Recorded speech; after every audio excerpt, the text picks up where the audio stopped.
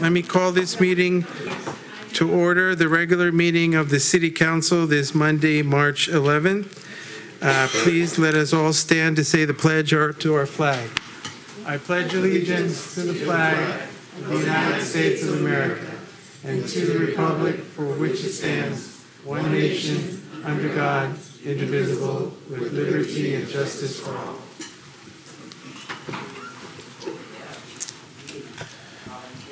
Okay, let me just make the general announcement. For those of you wishing to address the City Council on any item on the agenda or under public appearances, oral communications, please complete a speaker card located at the entrance to the council chamber and submit to a staff member as early as possible in the meeting. Oh, we already have some. Thank you. Good. Okay, let me get a roll call, please. Ms. DiGiovanni. Present. Ms. Manalo. Present. Dr. Rod. Here. Mr. Sylvester. Present. Mr. Buenaventura. Present. All right, starting with our presentations this evening. First, we have the 2019 Philippine Exchange Training Program. Here to present are Captain Gamez and Lieutenant Fox of the Daly City Police Department. Gentlemen, good evening.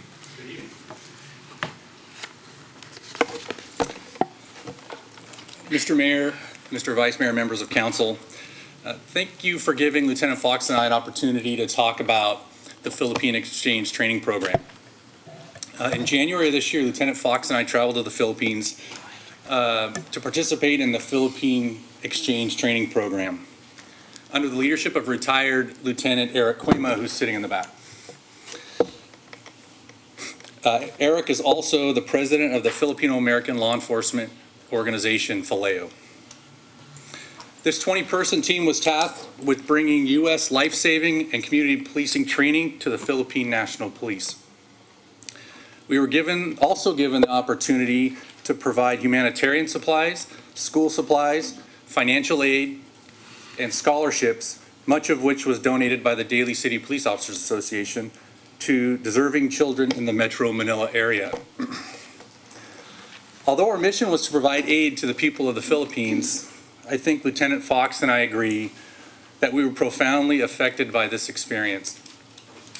We were overwhelmed by the kindness and generosity of the people of the Philippines, as well as their resiliency under what we would consider pretty dire circumstances. We also had the opportunity to interact with the Philippine National Police at all levels, from generals to line level officers, and we're also affected by their commitment and their bravery with very little training and very little resources.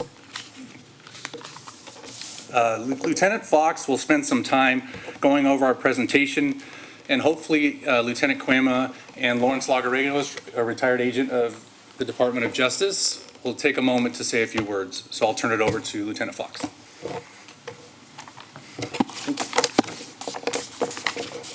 So, Mayor Buenaventura, Vice Mayor Glenn Sylvester, City Manager Shauna Malpe, and Chief Hensley, I'd like to thank you for your time this evening. So candidly, I have to thank you for, and it's my sincere hope, that you will accept my gratitude for a truly life-changing experience. If I could sidetrack for one moment, I'd like to speak to you as Matthew, the person, and share with you the impact this experience has had on me personally. So going into this, I was mindful of how I would be asked to give and be of service to others. I address you this evening as a man very humbled by just how much I received. We spend time with the Filipino community, its police officers, and some of the most resilient children I've ever had the pleasure of sharing my time with. We were strangers to everyone, yet we were welcomed warmly with gratitude and eagerness. An eagerness to learn how to do better, and what impacted me the most was an eagerness to share the food, the culture, and the commonalities between us. I will hold that very close to my heart always. So, shifting back to Lieutenant Fox, I thank you for entrusting me to be an ambassador for our great city and the police department, as I've always been a proud member for many years. Captain Gomez and I both, and no doubt our entire FALEO contingency, worked enthusiastically with our Filipino counterparts to train, educate, and supply them with the tools needed to make their community a safer place. I've often thought if you leave a place better than you found it, you are a success. I believe that we were a success, and I thank you all for that opportunity. I would like to share just a couple slides of our trip to kind of give you an idea of how the trip affected us. So the Faleo SF Northern Chapter stands for the Filipino American Law Enforcement Officers Association. The mission statement of Faleo is to promote fraternal relationships and cultural awareness among all law enforcement personnel in the communities that they serve and protect. In the true spirit of community policing and partnership, Faleo continues to reach out locally and globally on a mission of sharing, caring, and serving.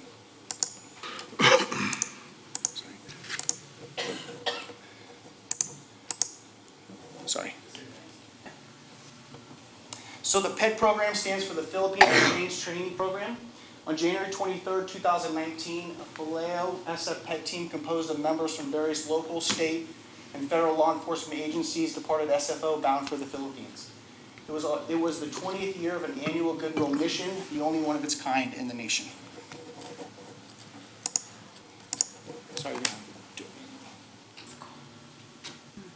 the Faleo SF PET team in 2019 consisted of members of the San Francisco Police Department, the Daly City Police Department, the ATF, the Department of Justice, San Jose Police Department, New York Police Department, BART PD, as well as Turlock PD. The purpose of the training mission was to build upon our relationships with the Philippine National Police by bringing contemporary law enforcement and life-saving practices. As you can see from these slides, we're at the PNPA, which is the Philippine National Police Academy, teaching life-saving measures as well as some of the frontline police officers with basic bicycle patrol maneuvers. And the PNPA, if you don't know, is kind of like the West Point of the Philippines. So these kids are the kind of the top students or top young people in the country. And they're chosen through a pretty rigorous selection process. And they're basically taken from home at 18. They can have no children, no wife. And they're sent to the police academy for 4 years. When they graduate, they have a bachelor's degree. And they get a commission to the PNP. Again, we conducted training exercises on the best practices of law enforcement, which included, again, CPR, which involved tourniquets, and all of the things that will give them first responder responsibilities when they come on scene.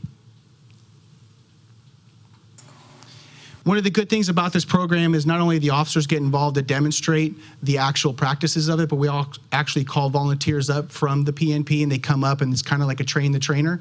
And you'd be overwhelmed by the amount of people that have never been trained in CPR in the Philippines that are the frontline police officers. So some of the training that we did, as you can see in the photo to the left, they're actually practicing on their classmates, and it was very humbling to see that because, again, they never had the experience to even have basic CPR that could save their life or the life of a loved one. I think we trained about 400 probably, CPR, tourniquet application, basic life support. And when Eric would ask the group, maybe less than 5 people had ever had that training in their career. And some of them had been in law enforcement for 25 or 30 years. So this is the first time they had this type of life-saving training. Again, some other slides here with a presentation on the left in one of the classrooms, and again on the right with some of the PET members showing the actual tourniquet and some of the life-saving measures as well. Here's the captain on the right, the highest ranking officer of the PET team, and one of the officers taking the tourniquet out on him. That's our one and only Captain Gomez. Bob Ishiyama, who's a retired DOJ task force commander. If you click on the video, John, it showed just a little demonstration. They're going 2 to 2.5 inches after 30 compressions. So again, the classroom really took on where there's 300, 400 people in the room, and we're actually doing the physical demonstration. Then we call everybody up, give them the practical experience of it. They're going. We also taught classes at the PNPA, the Philippine National Police Academy. On the left, you can see Captain John Gomez speaking to the cadets inside the class of some of the things to expect once they do graduate as commissioned officers. And again, we taught some of the same principles of training to the PNPA that we taught to the basic frontline police officers in the Philippines. Another photo again. Again, here's a photo, again, with some of the officers inside of the police academy. And again, talking to them was very humbling. And I remember the girl in the middle, I asked her how the experience was in the academy, because when you go, you can't see your family for about a year. You can't have any visitors. And she said to me, and it was pretty profound, she said, it's an honor to serve my country. And I think she was 16 or 17 years old. So to me, that was very, very humbling to hear. Faleo engaged in a humanitarian outreach through the delivery of school supplies, sports equipment, academic scholarships, and medical supplies. When we went into these schools, some of the supplies that we take for granted every day, they do not have. So giving binder paper, glue, pencils, stuffed animals, things that were donated by people in the community, donated by members of Faleo, their families and friends, really had an impact for people like myself who have kids. And if you had kids, it really struck you, because some of them didn't have shoes. So, looking forward to the future, some of the things when we do some more outreach for Faleo and what they do, it was an experience.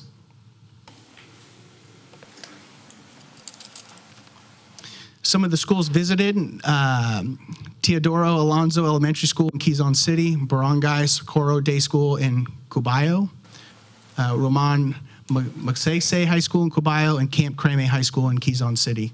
Those are some of the schools we went. And one of the things that struck me about the schools is there's a lot of schools that petitioned for Faleo to come and donate, and Lieutenant Cuema and their team really picked some schools, and it's an honor to be chosen to go to those schools, and it's empowering as well when you go and talk to the children how much they've been waiting for you all year to come for some of the basic things. That's great. Some other photos of the children on the left. The young lady on the right was one of our scholarship award winners. She was very happy. She was the smartest female student in the school. And again, some of the scholarships that Faleo presents to them go to individual students at each one of the schools. And it's ever life-changing, even though it's $100. $100 meant a lot to her and her family. And the children that were there on the presentation will see that for next year when Faleo goes back to the Philippines. It's heartwarming and can be heartbreaking, but we would give the kids who won these scholarships, we'd be wearing a digital watch, what we would consider a cheap digital watch, and we would take the watch off and give it to the student, and the student would start to weep and cry because they were given this what we would probably a $10 digital watch that some of the officers had brought. So very, very kind of uplifting experience. These kids don't have anything, but they were so generous and so kind to us. It was quite an experience. Again, here are some of the supplies that were donated by Target, some of the local businesses in San Francisco, Daly City.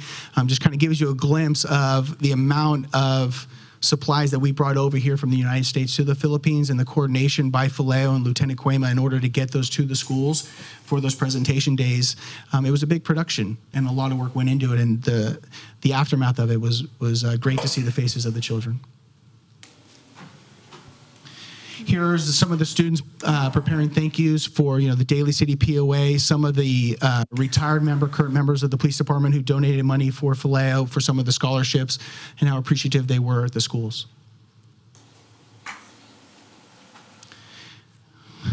Here's a little glimpse of what we got every day at the school.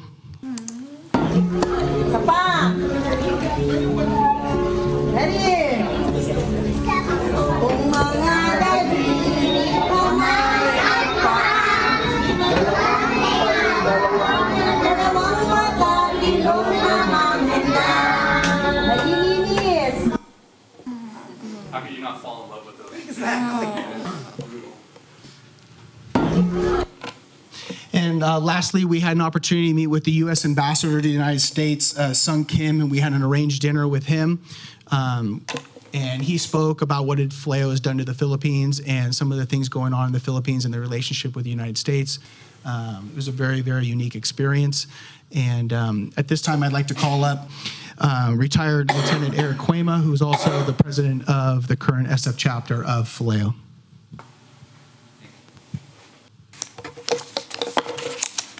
Mr. Mayor, Mr. Vice Mayor, council members, Chief Hensley, ladies and gentlemen, good evening. This program started 20 years ago This year was the first year that Daly City participated in it. It's the only mission of its kind in the nation, truly goodwill. It's not only with law enforcement, but we reach out to the business community, to the schools, as you can see, to the neighborhood groups, and also to the business groups. So in looking at this whole project, it truly is a community policing under that umbrella.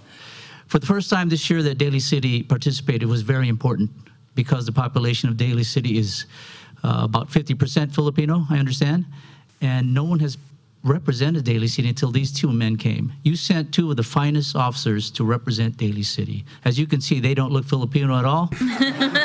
They look like two oak trees among Filipinos when they're walking. They were exposed to everything because they immersed themselves in the culture. They ate off the table with their fingers, which is a traditional boodle fight.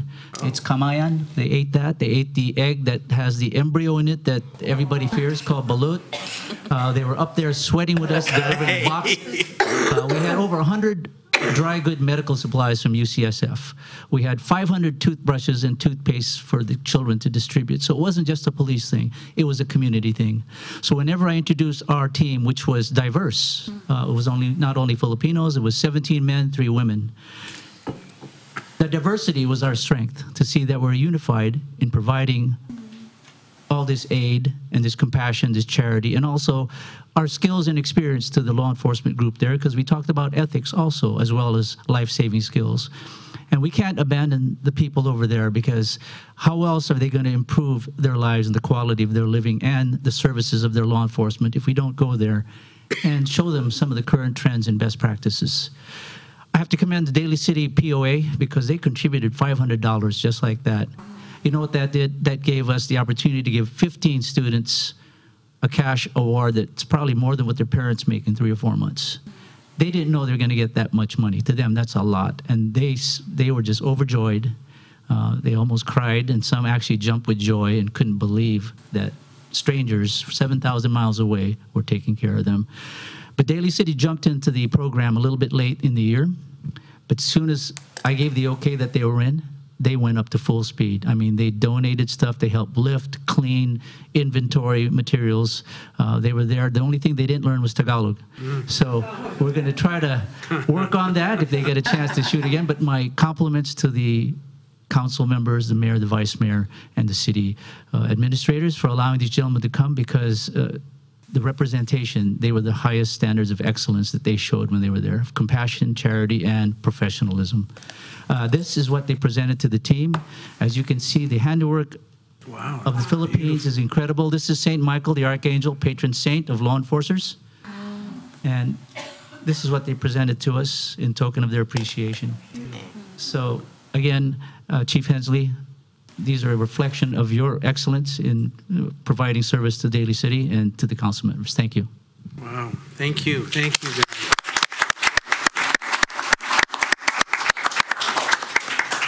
At this time, I'd like Lee Aquila from the Daly City Police Officers Association to say a couple words. Honorable Mayor, Honorable Vice Mayor, members of the City Council. My name is Lee Aquila. I'm president of the POA. I know we've met everyone. In 2018, Chief Hensley, Captain Gomez, and Lieutenant Fox came to the POA and informed us of the training program that they were doing. And they let us know that they wanted, that there was a scholarship program for the kids and that they were asking for a donation. And you know, as the president of the POA, we have numerous officers who have family and close ties with the Filipino community here and abroad in the Philippines. We have officers who have immigrated from the Philippines. And we thought this was a great opportunity to be able to donate a little bit of money to make such a great impact on these young folks in school. So I'm not going to get into all law enforcement stuff. We were just really excited to be able to provide a little bit of money and a lot of joy. I know in talking to Captain Gomez and Lieutenant Fox, once they got back from the trip, how impactful it was and how thankful and gracious these students were. So thank you for letting them go, and we were glad to have a small part of it.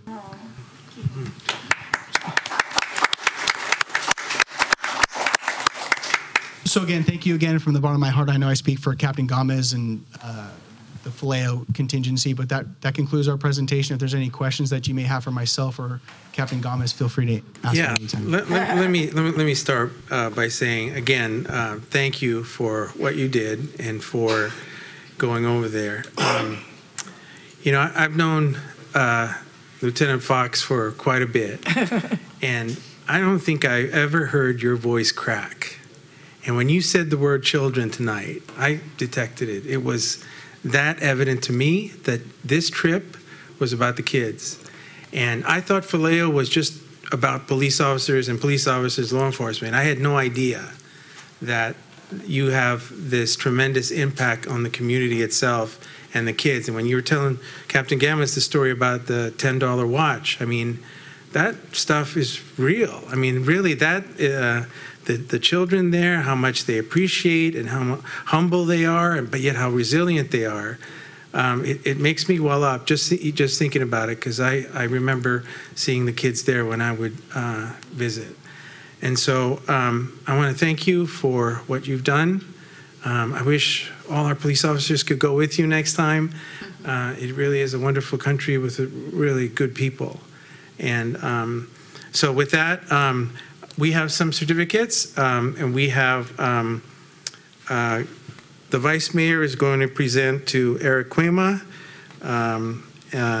Dr. Rod is going to present to Lieutenant Fox, and Captain Gammas will be presented by Pam. So, Vice Mayor, I'll turn it over to you first. Thank you, Mr. Mayor. Well, you know, I'm not at a loss for words, so I'm going to reserve my comments until after, if I may. Sure. If I can have retired Lieutenant Eric Cuema come up to the lectern, please.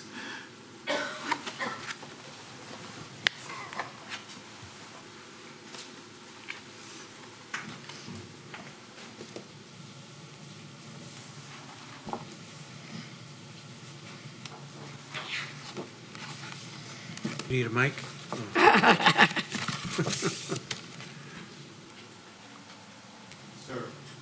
Testing 1, 2.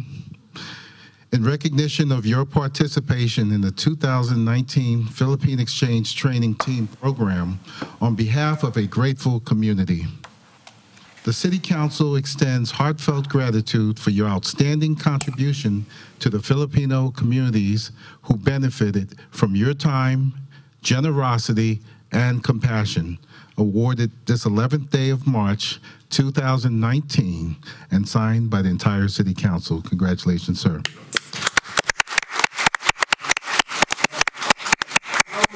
Oh, he's so humble and he doesn't want to say anything, so congratulations, sir. Thank you. All right, Dr. Rod Dasmagbuao. Yeah. Oh.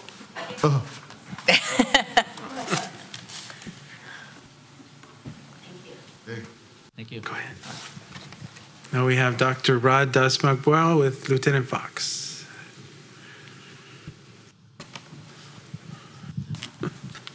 So I had the pleasure to meet Lieutenant Fox in TRP Middle School in the hallway a week ago, and he said something like, "Rod, I got a really extraordinary presentation that we'll be doing next week," and I was like, "I can't wait."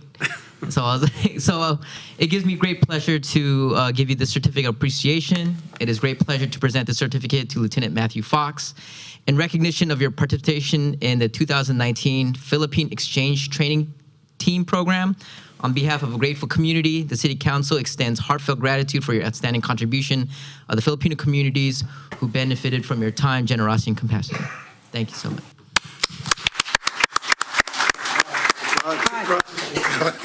For neither.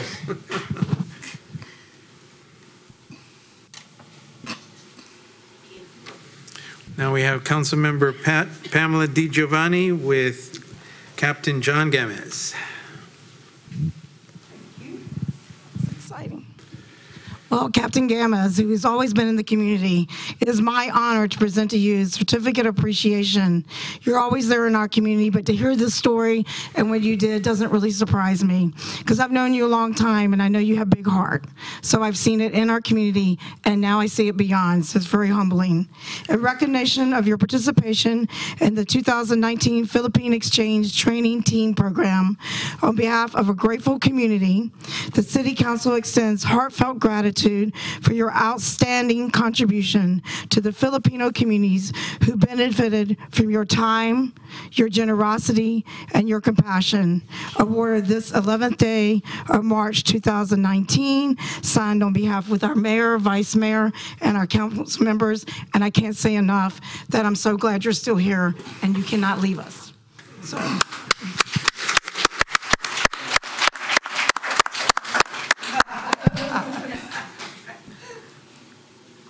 Thank you. Okay, let me open up to comments. I know the vice mayor had to hold something in, so go ahead. Thank you, Mr. Mayor. For the folks who we're honoring this evening, please don't go yet. I need you to hear me out. You know, when I watch Lieutenant Fox speak, and every so often, Mr. Mayor, he has this certain smirk on his face. Well, you know, it's that same smirk that his dad had when I worked with him at the police department. So I kind of like him a lot.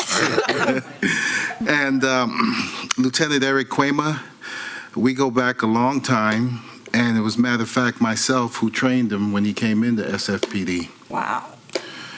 You know, the Philippine Exchange Training Program, this 20th year of existence, really means a lot.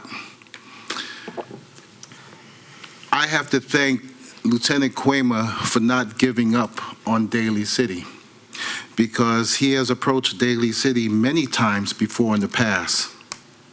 I have to thank Chief Hensley for thinking outside the box and saying, you know what, I think, yeah, that looks like a good program. Let me find out some more. I'd like to thank our city manager, Shauna Maltby, because everything goes through her.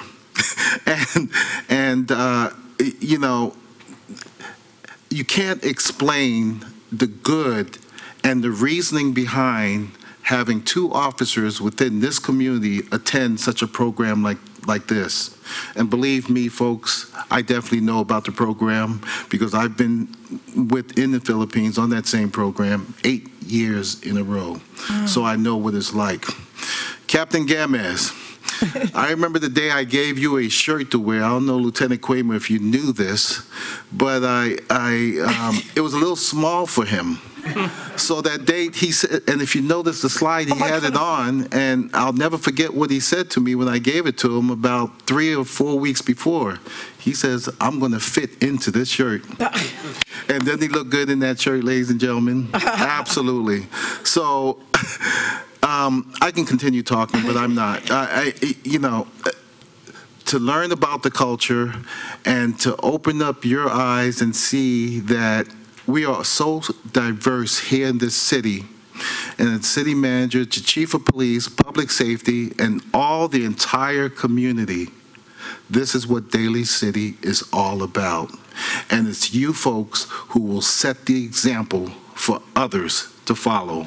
So not only do I thank the staff, I also thank the community as well for being here and to be here to cherish the moment as what you've seen here this evening. Thank you, Mr. Mayor. Dr. Doss?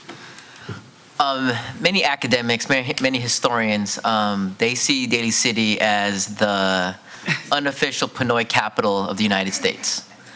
And to send some of our best representing Daly City, I think I just want to say thank you for representing us, representing what Daly City is all about, and then connecting with the people of the Philippines. When I see those videos, and it reminds me of seeing my son, right? But then the difference is that I have the privileges of hot water, of shoes, of video games.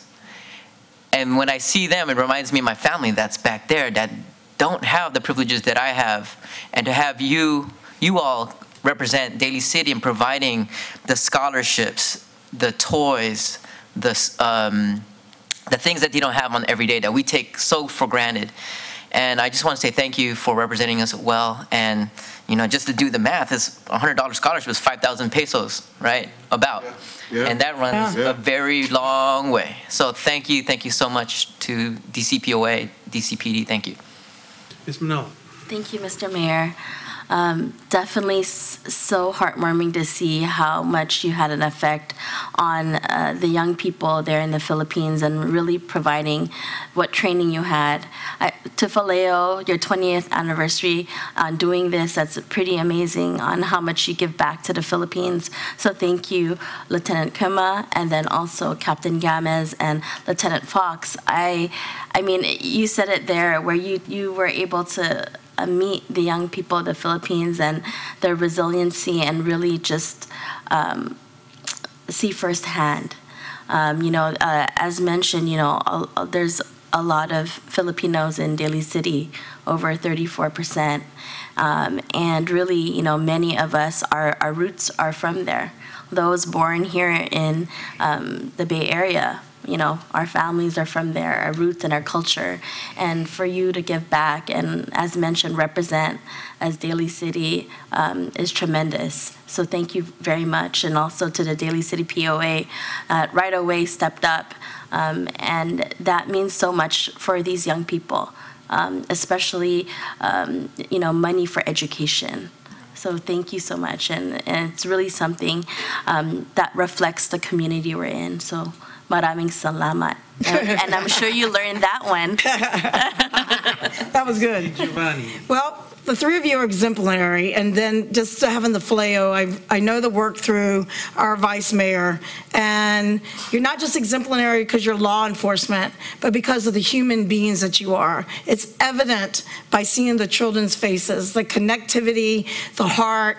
It doesn't surprise me, and that our POA stepped up to it, our chief. It really doesn't surprise me. All it does is reinforce the fact that we are lucky that we have Daly City PD and that our Faleo, the connectivity with our Philippine community, that we are one together and that never goes away. And I'm sure that those young people, it's been an impact for them for the rest of their lives. And as Rod said, $100 is, I don't know, they don't even make that, I don't think, even in a month, some of the families. So, because even when I was there, just to give them shoes or any little thing. So thank you from the bottom of my heart, and I'm sure that we'll look forward to many more stories, and maybe a story will come out of this, you never know. And those young women, and they were doing the CPR, and they probably already saved someone because of you, because of all of you. So thank you very much, very humbling. Thank you, Chief, POA, Faleo. So let me just close by saying, we truly live in a great city. I mean, last meeting was fire, and what they did with their scholarships, and today it's with the police and what you guys are doing. It's incredible, and we're blessed. And it's guys like you, the men and women of our public safety, just tremendous. So. On behalf of a grateful city, we thank you very much.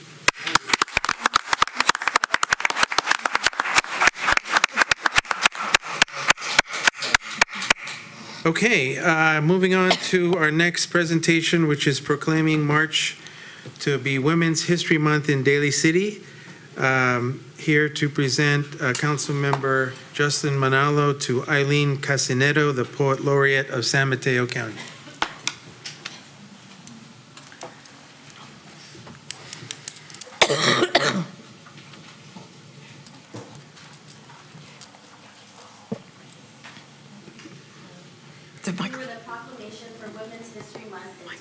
Do you want the microphone? Oh, yeah. Right there. Thank you.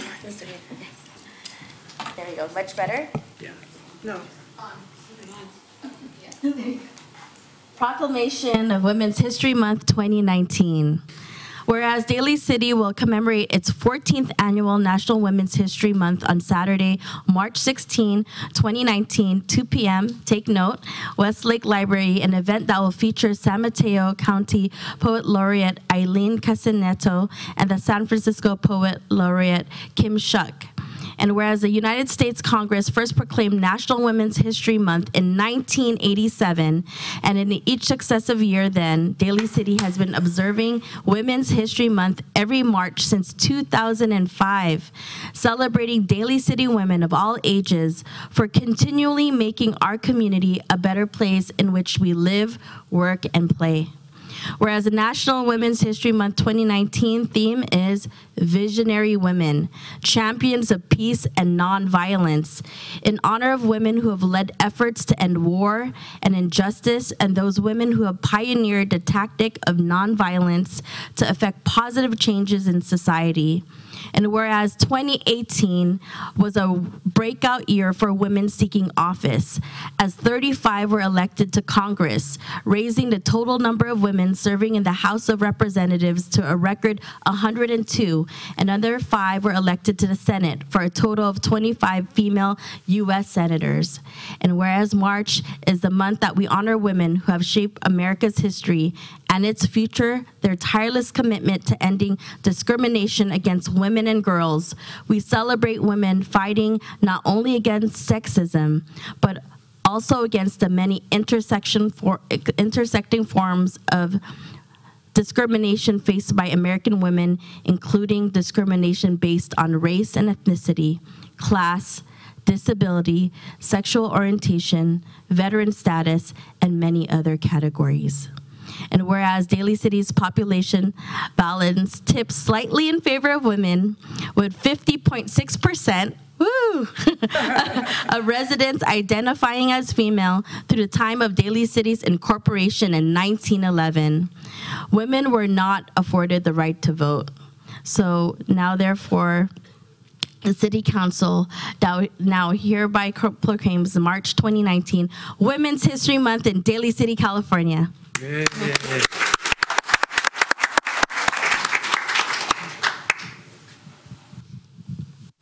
Good evening, Mayor Benaventura. Good evening, Mayor. Good evening, Vice Mayor Sylvester, honorable council members, and city administrators. My name is Eileen Casaneto, and I'm the current Poet Laureate of San Mateo County. My journey as a poet, as an immigrant, and as a woman has not been without difficulties. I came here almost 20 years ago with the unshakable conviction that I can be a poet in America. But I never imagined that I would be chosen to receive this proclamation acknowledging Women's History Month here in the largest city in San Mateo County, with the highest concentration of my fellow Filipino Americans. I thank you for this honor. I wish to thank the women who work tirelessly in serving their communities and advocating for causes that affect not only their constituencies as a whole, but society as a whole. I wish to honor every working mother, single woman, and young girl in our community for being the enduring warriors that they are, for getting the job done, no matter how mundane or how grueling. I wrote this poem for all of you. The Cabinet of the World and the Journeys of Women. Caroline of Ansbach's Cabinet of Curiosities is probably the most famous in the world. It held a unicorn horn, naturalia, bezoar stones, mirabilia, an ivory box of gold dust, artificialia, a gallery of portraits, artefacta, and all the books ever written, scientifica. But how do you catalog ideas such as inoculation, or miniature shoes belonging to lost children, or newer installations such as A Dress of Sorrows, or the journeys of women journaled or mapped on cloth? Surely these must be classified apart from items wrested from nature or wrought by man. Surely it warrants its own class, one that speaks of grit and mother wit, like the secret name of woman, Triumpha, which means undaunted, forever strong-hearted. Thank you so much. Thank you.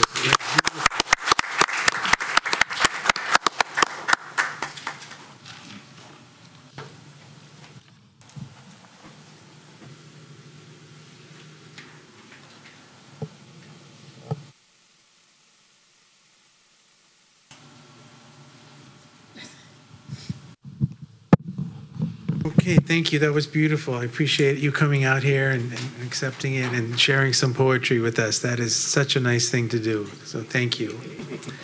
Okay, moving on to approval of the minutes. Can I get a motion to approve the minutes of February 25th, 2019? So moved. Second. All in favor? Aye. Any objection? Hearing none, those minutes are approved. Let me get approval of the agenda. Can I get a motion to approve the agenda? Mayor? Just the agenda. So moved. Can I get a second? Second. All in favor? Aye. All right, the agenda is approved. Let me go to the consent agenda. Is there any council member want to pull any of the consent agenda items? Mr. Giovanni? Yes, please. I'd like to pull 1, 2, 4, 6, 7, 8, and 9. Man. There's people here to speak on it. No, With the exception of items number 1, 2, 4, 6, 7, 8, 9, I make a motion that we approve the consent agenda. Can I get a second? Second. All in favor? Aye. Any objection? Hearing none, those items are approved. All right, let's start from number 1. Requesting the use of state asset forfeiture funds to proceed to phase 3 and 4 with CDX Wireless for the digital radio system implementation. Who is here to speak on that?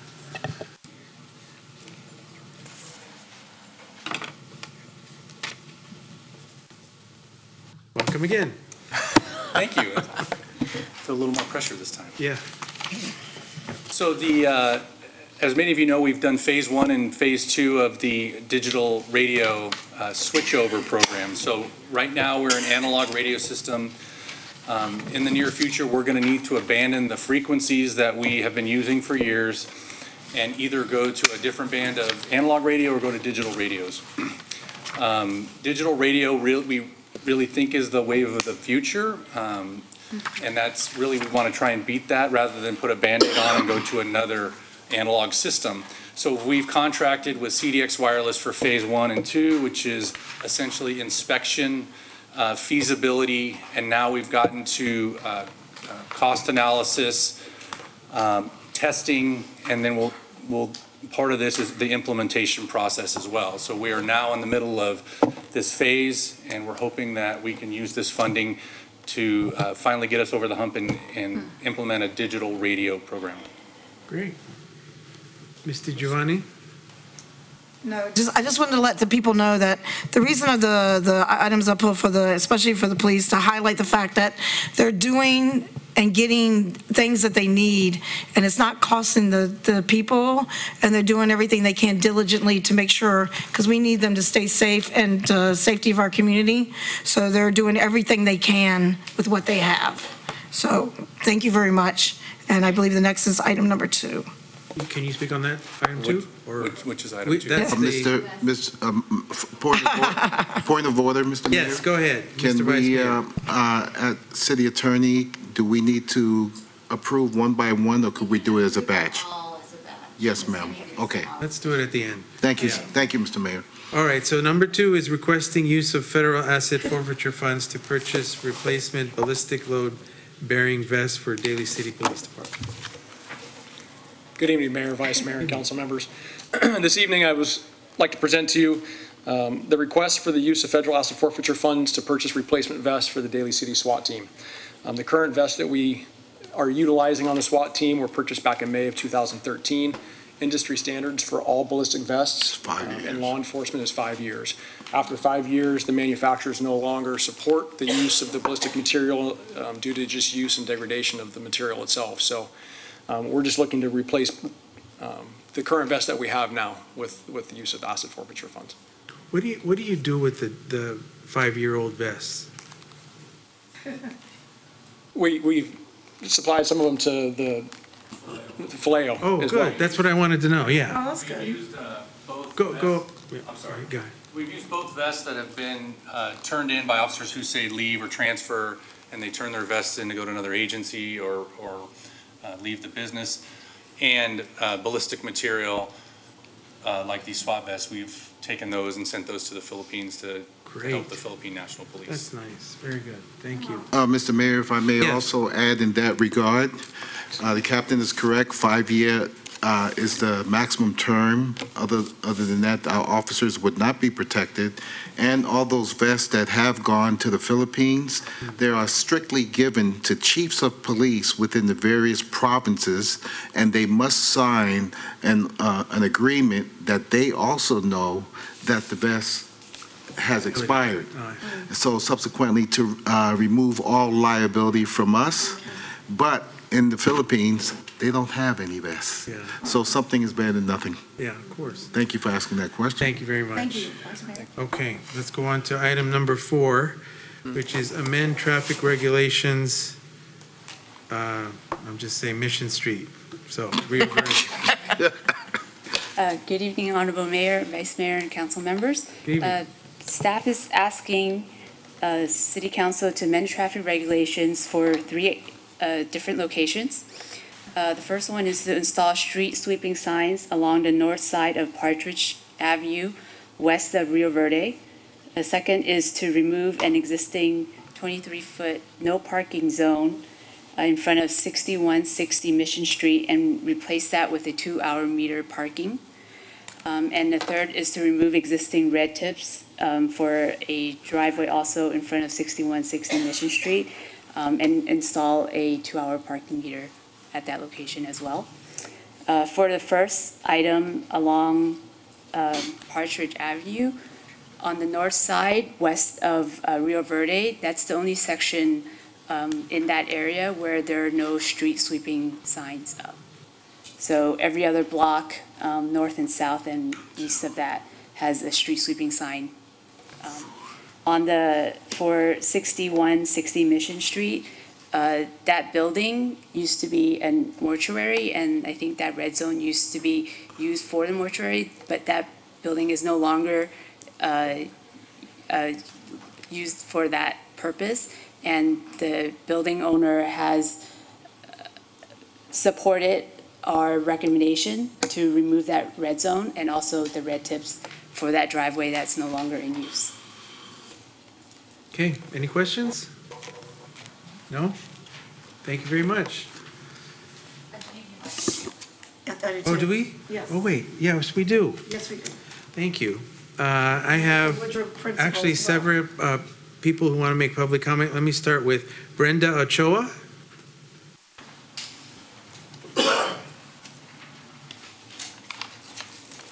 Good evening, Honorable Mayor, Vice Mayor, and members of council. I am here in correspondence to the proposal of having a traffic regulation on the north side of Partridge Street. The current residents of my household and myself are in favor of this change. This will allow a full street cleaning of all Partridge Street, since this is the only section that currently does not have this regulation. It will reduce the likelihood of any waste entering our gutters and drains from green waste, petroleum products, and other debris collected from individuals leaving their trash, automobile repairs, furniture, and other personal trash, which can also be hazardous. This destination has also been a long-term parking area for some of our residents. Cars have been parked there for more than the regulated 72 hours, if not weeks or if not months. We have proof to show this as well. This can be a constant issue for everyone in our area since parking is now very scarce. Since parks are kept there for long periods of time, we have encountered homeless individuals sleeping in the trucks of these parked trucks. This alone has created a safety issue for our family. This traffic regulation will truly benefit our area, as there will be an outcome of a cleaner street, allow others to park in the area, and more importantly, bring safety to our area. Any questions? Thank you. Thank you, Ms. Ochoa. Daly Clemente. Come on up. Okay. Good evening. Good evening, members of the council, Vice Mayor Glenn Sylvester, and Mayor Ray Buenaventura. My name is Daly Clemente, a member in good standing of your community. I'm here in front of you to dispute something. It is about the parking and street signs and the street cleaning in the north side of Partridge intersecting Rio Verde. I'm a long-time resident of Rio Verde, intersecting Partridge. And that north side of Partridge is always being maintained clean by the house next to it. The truth of the matter is that they even planted various plants, flowering plants, and at the end toward Cow Palace, they have an avocado tree. Very nice. Now, my challenge to you, my friends, is this. Unexpectedly, unbeknownst to anyone, any time of the day or the night you wish for, you can come over and see it yourself. That north side of Daly City is very clean. No debris. It is on the other side that has a debris and very, very, people are spitting, dogs are walking. But on the north side, I guarantee you, I'm giving you my word. Come, I'm challenging you. See for yourself, unexpectedly come over. You will see it's very clean. Various flowering plants and the avocado tree. Thank you. Thank you, Ms. Clemente. Any question? No. Yeah. Is this Chaz Mandlin? What's the? Chad, is that what it says? Chris? Or Chris? Chris Murphy. Chris, sorry. My eyes. Good evening, Mayor, Vice Mayor, council members, and city manager. I'm here to talk about the parking sign, no street sweeping on the north side of Partridge. I am the homeowner on that corner. When I first moved in there almost 20 years ago, it was just dirt, weeds, nothing there. About 4 years after that, I started getting letters from the city saying to clean it up, which is, weird. I came and asked, is there going to be a sidewalk and gutter put in? They said no. Then when the parking came into that Bayshore area, which it never was there when I first moved in and came later on, I addressed that issue. I says, are you going to do something? And they said no, because there is no curb and gutter on that side. I have pictures to show that. So what I did is I always had a water issue from the street water going into my backyard. So I put up a nice little retaining wall, kind of followed the line, which isn't straight, it's curved, and planted the area, put in, various blue agave plants, some other things. There's a tree there that we maintain that is a city tree. And then in the back, I did plant an avocado tree to help break with the wind that comes through that area really bad. We do maintain it, I clean it, I sweep it, I pick up everybody else's trash that they do leave there. We had a bus stop put in front of our house. People stand there waiting for the bus to throw trash out. I still clean that up. There has never, I don't ever see anybody ever sleeping in their vehicles like was mentioned earlier. What I have seen is people with Uber or Lyft, they do stay in their vehicle for a little bit and then take off. Never really a homeless issue in that corner. Anything that is dumped and thrown there, I have called on it. The city says they have 3 days to pick it up through Allied Waste, which I just sometimes can't wait. I take it and throw it away myself. I just don't see justification in somebody's personal matter to put a sign up with city funds and money on a side that doesn't even have a curb and gutter put in, that is maintained. And like she said, you can come by and see it anytime. Thank you, sir. Thank you. Maria Elena Guerra. Yes. Rio Verde. Good evening. Good evening, Mr. Mayor, Vice Mayor, members. Thank you for giving me the opportunity here. But we've been living, I live in 296 here over in the corner. This is our house. You guys planning to bring street cleaning. Like he said, since we moved over there, was anything, it was empty space. We try to improve ourselves to move new landscaping, to put in like agave, new flowers, they take less water, and since that happened, we don't have sidewalk. The one, and our neighbor that are present over here, they are the one living next to us too. They help it to maintain the area. Don't listen, maybe you go, by yourself. You know, sometimes hear and say is different. You go see, right? Probably you guys you are busy, but sometimes it's good to see around, or maybe you can ask in the traffic people, they got tickets around. They can see, including Christmas, we decorate all the corner house. That means we try to improve our neighbor, try to take care the best we can. The street cleaning is only once a week, right? I do, and my neighbor helping to do it like wherever they take to maintain the area. That way the tree, they don't go to the girl because I the one sweeping and we take care of that area. And including to that one, that corner is very dark because Cow Palace is in the end area.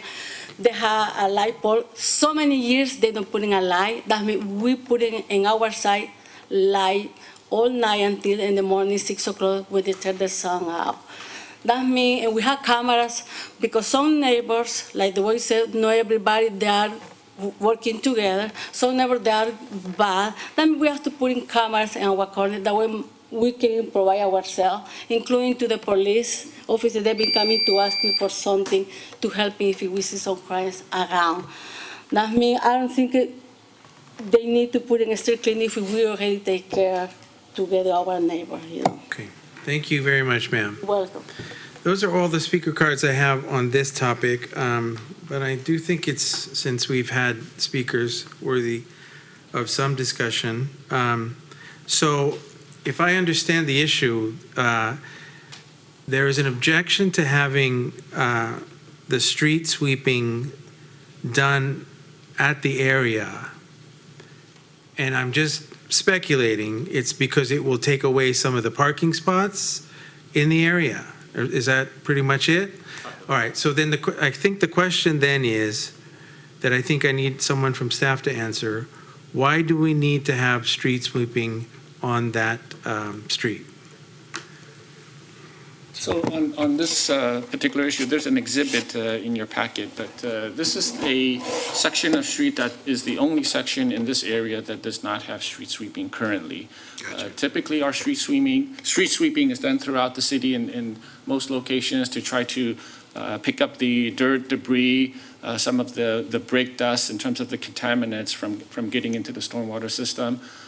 And it also encourages just cars to move and change hands and alternate. And so this is the area, this is the last of the section in this area that is not swept currently. And so staff is making the recommendation for this location. Okay, all right, gotcha. Any questions or comments from the council? No, the public comment part is over, I'm sorry. Any questions or comments from the council? Mr. Vice Mayor, go ahead. Yes, Mr. Mayor. I just brought the area up on Google Maps, and I can see that the west end of Partridge is a dead end. Is that correct? That's correct. So subsequently, between Rio and the dead end, I'm hearing from city staff that we don't maintain that street. Right. Is that correct? We do street sweeping on the south side of that street. Right. So which is also in that section between Rio Verde and the dead end. Rio Verde, okay. So, but on the north side of the street, there is no street sweeping. Currently, there is no. So when it comes to the south end of the street, what does the street sweeper go past the north and there's cars parked there, ignore the cars, make a turn, and then come up on the south side and clean that one side of the street? It currently cleans the south side. So the folks who has access to the north side of the street, they basically are treating it like their parking spots. I don't understand. I'm just begging the question, because if those cars had to move for street sweeping, then that opens up the street for everyone to use after the street sweeper goes by. Right. Now, and the one comment where you try, the gentleman who keeps that, try to clean up all the time, we should not depend on a citizen to have to clean up for others. That's just my thought. I think if the city's responsible for cleaning that street to get rid of the brake, contaminant, and dust, we shouldn't depend on our citizens to have to keep the street clean. That's just my thought. I mean, I have a picture of it, and if you're doing one side of the street, why not do the whole street? Thank you. Other comments or questions? Ms. Manalo? Oh, I have no Oh. comments. I just turned on the mic if we're going to have to vote. Yeah, no comments. Everything has Okay. been. You? Thank you. No? Okay. Is there a motion to approve item number 4?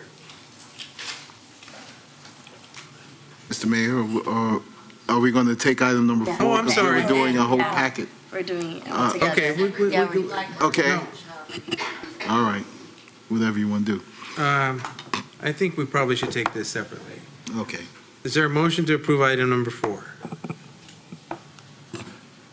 Motion? I'll second. Okay. So let's do a roll call. Ms. DiGiovanni? I'm voting aye because of the fact of it has to be fairer for one side and it has to be fairer for the other side. Both sides have to be fair. Okay. Ms. Manalo? Aye. Dr. Rod? Yes. Mr. Sylvester? Aye. Mr. Buenaventura? Aye. Okay, that item passes. Let's go on to item number 6. Pre-appropriate funds and resolution authorizing the city manager to execute professional services agreement with MIG Consultants for the American Disability Act. Yes, good evening, Mr. Mayor, members of the City Council. Staff is requesting pre-appropriation of funds and also Can we authorizing, have some order, please?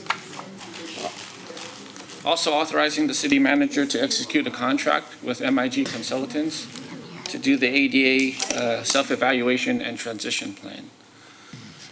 The city's current transition plan was done in 1992. It's been more than 20 years since we've updated our ADA transition plan. As a result of that, staff at the end of last year put out a request for proposal for consultants to submit bids for the self-evaluation and then the transition plan for Daly City. We got 5 consultants that submitted proposals. We interviewed all 5 consultants.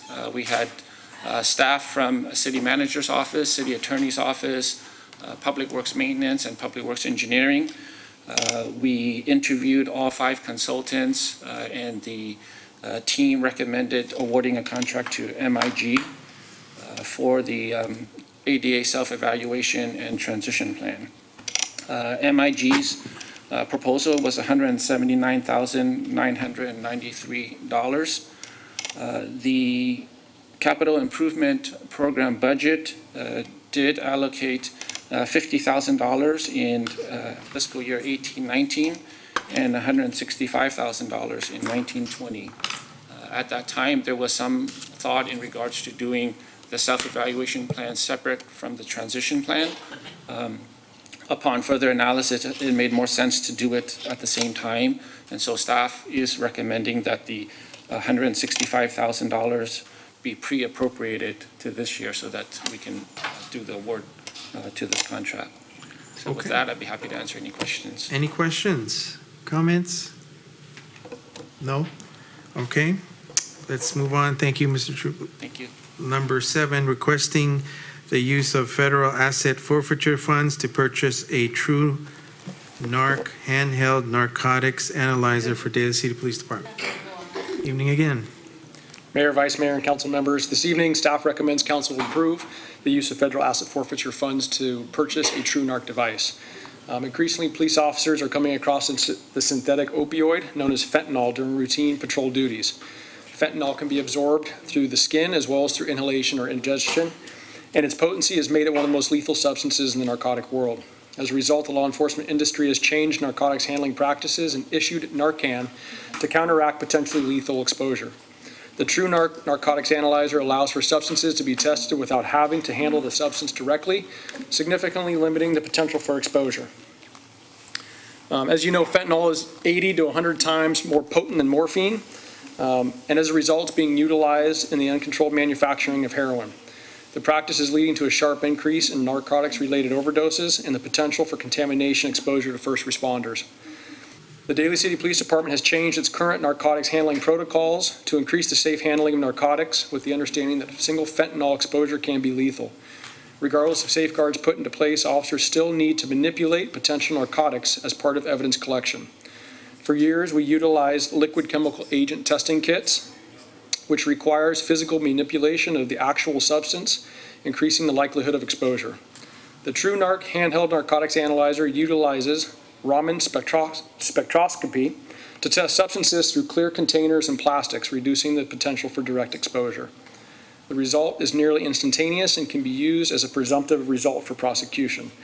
TrueNarc is a sole source item through Fisher Scientific, and it's something that we're looking to purchase through use of federal asset forfeiture funds. Any questions, comments? Okay, going on to number 8, second extension of exclusive negotiating agreement between Daly City and Equity Residential for property at 6401 Mission Street. Thank you, Mr. Mayor. I will make the presentation on this. This is a request to authorize city manager to execute the second extension of the exclusive negotiating agreement with Equity Residential. As the council is aware, we did engage in ENA process in March 31st, 2017. The developer, Equity Residential, has provided us with a term sheet that is going to be reviewed and has been looked at by the City Council. We are effectively engaged in the due diligence period and do need a second extension for us to further the negotiations and the development of a disposition agreement. Staff is making this recommendation. Okay, any questions or comments? Hearing none, let's go to number 9. Appropriating funds for contractual services in the building division. Good evening, Mayor, members of the council. As you recall, our building plans engineer retired in December of last year, and we're down a body, but the work keeps coming in, and in fact, we're doing quite a bit of work. We've already met our projections in February 2019 for what we projected for the whole fiscal year. So there's a lot of work to be done. In order to meet the demand, we do use third-party plan reviewers, and so we would like to appropriate funds from the salary savings from the building plans engineer position to pay for the third-party help while we do recruit for the building plans engineer. So this isn't going to be the elimination of a position or anything like that. It's just a stopgap measure to assist us as the work keeps coming in. Great. Any questions or comments? Hearing none, can I get a motion to Mr. approve? Mayor. Go ahead. Mr. Mayor, if I may. Prior to making the motion, I'm wondering why these items were pulled when they were provided to us in the staff report, if there weren't any comments. For the transparency of the public, people had called me and asked me if they would like to hear the report from the staff itself. Some people didn't have access online. Thank you very much. Thank you, Mr. Mayor. With that, I'd like to make a motion to approve items number 1, 2, 6, 7, 8, and 9. Can I get a second? Second. All in favor? Aye. Any objection? Hearing none, those items all pass. Item number 10, under communications, which is to remove the crosswalk at Santa Barbara Avenue at Theta Avenue. Ms. Chan. Good evening again. It is recommended that City Council hear public comments tonight and authorize the removal of the crosswalk on the south side of Santa Barbara and Theta Avenue and extend the existing passenger loading and unloading zones 10 feet south. In February 2018, the principal at Woodrow Wilson contacted staff to establish a passenger loading unloading zone on Santa Barbara next to the school. On February 8, 2018, the city's Traffic Safety Committee met and recommended the removal of the crosswalk on the south side of the intersection to create a continuous, uninterrupted white zone. The committee felt that the removal of the crosswalk would increase the safety of the intersection by channeling the pedestrians to the crosswalk on the north side away from the white zone. Also, motorists would have better visibility of pedestrians crossing the street since the pedestrians would no longer cross in between parked vehicles. Per section 21950.5 of the California Vehicle Code, we posted signs at the crosswalk to notify the public that we were going to have a public meeting so that we can hear comments prior to the removal of the crosswalk. So on February 8th, staff posted signs at both ends of the crosswalk, and we also sent out notices to all the students at the school and mail notices to all the residents 1 block north, south, and east of that crosswalk, notifying them of 2 meetings. We had an informational meeting on February 26th at the school, and also of this meeting tonight. On February 26th, we met at the school. One parent, the principal, and one of the teachers came to the meeting, and we were there to discuss the proposed crosswalk removal. The one resident was against the removal of the crosswalk because she felt that it was already safe and that nothing needed to be done. So this is the intersection that we're proposing to remove the crosswalk. So Santa Barbara runs north-south, and then Theta tees into Santa Barbara. So currently there is a red zone north of the crosswalk. There's a 33-foot loading zone in between the 2 crosswalks, and then a red zone at the south crosswalk, and then a 75-foot passenger loading zone south of that crosswalk. So staff is recommending that we remove the existing 10-foot red zone and the crosswalk on the south side, and then extend the loading zone so that it's a continuous loading zone. So this is a picture of the northeast corner of the intersection. This is a picture of the southeast corner, and this would be one of the corners of the crosswalk that we would be removing. And this is a picture of the west side of Santa Barbara Avenue, and this is the entrance a lot of students take to walk into school. This is the 33-foot loading zone that is in between the 2 crosswalks right now. And then you can see the red zone at the southern crosswalk. And this is the sign showing that the loading zone is in effect between 8 and 9 in the morning, and then 2:30, 3:30 on school days. During pickup times, this is a picture that was taken. The minivan is parked in the white zone because he can't move forward, otherwise he would be blocking the crosswalk and in the red zone. But the car in back of him is pulled up into the white zone, and he is also blocking the crosswalk on the north side and in the red zone. If we were to remove that crosswalk and the red zone on the south side, the minivan would have been able to pull up further north, and then this blue car would not be blocking the crosswalk. Any questions? Go ahead. Can we go back 1 slide, please? So, is the car, the black vehicle, in violation? Oh, no, I think he was just passing through. Just happened to Oh, take that the one's picture. moving? Okay, because it looks like that's more towards near the curb. All right, now, you see the pink cone up at the top, on the right-hand side? If students are walking down that street, they would no longer have a crosswalk of safety to cross the street in front of the gray vehicle, if we were to approve this? So they would have to cross 2 crosswalks in order to reach school from that corner. So they would have to cross, okay. Yeah.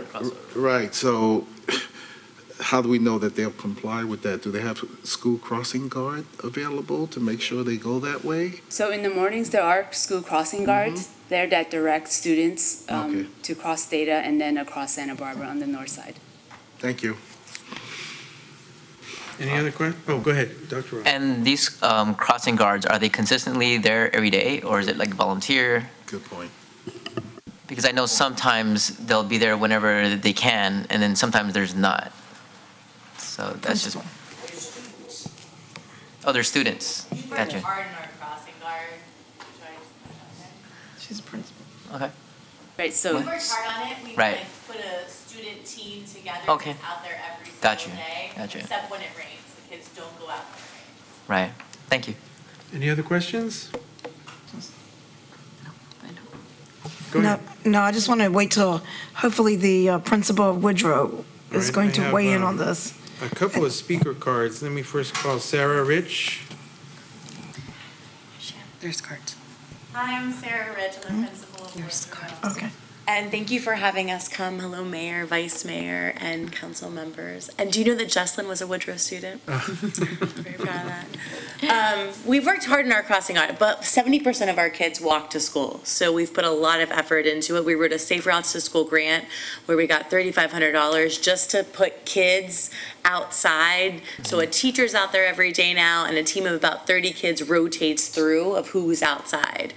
We constantly have cars that are not following policies. So we've had Shirley come out numerous times. We've had the SF, we've had Daly City PD come out. Like, we're thinking hard how to make it safe because all of our kids are basically walking to school.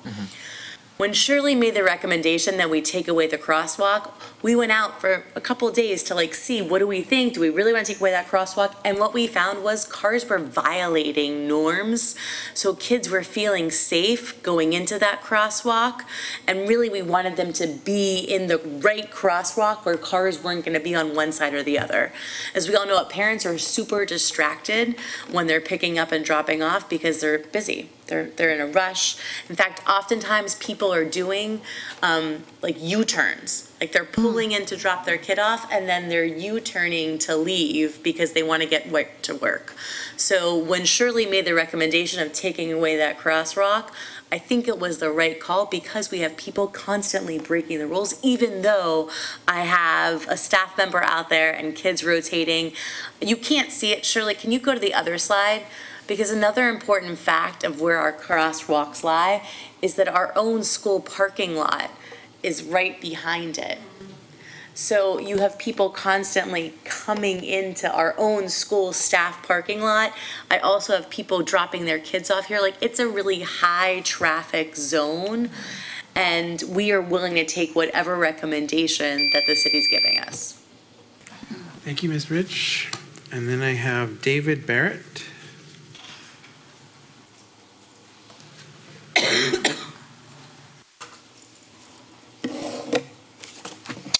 Good evening, Mr. Mayor, Vice Mayor, and council members. My name is Dave Barrett, and I'm a parent opposed to the removal of the crosswalk at Theta and Santa Barbara. I walk my stepdaughter past this intersection when I take her to school.